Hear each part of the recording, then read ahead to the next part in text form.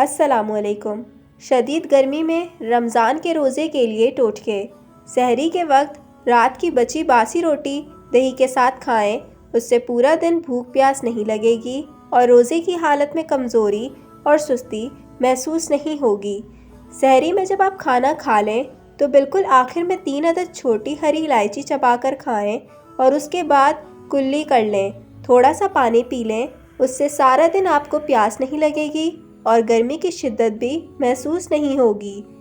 अक्सर औकात बहुत सारे लोग सहरी में कोल्ड ड्रिंक्स का इस्तेमाल करते हैं, जो कि बिल्कुल नहीं करना चाहिए।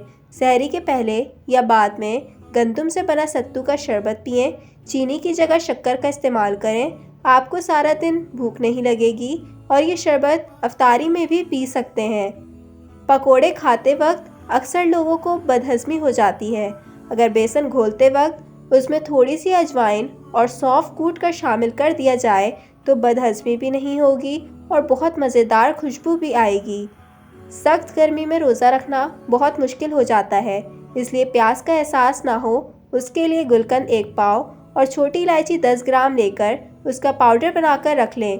रोज़ा सहरी करने के बाद बिल्कुल आखिर में गुलकंद में थोड़ा सा छोटी इलायची का पाउडर मिलाकर इस्तेमाल करें।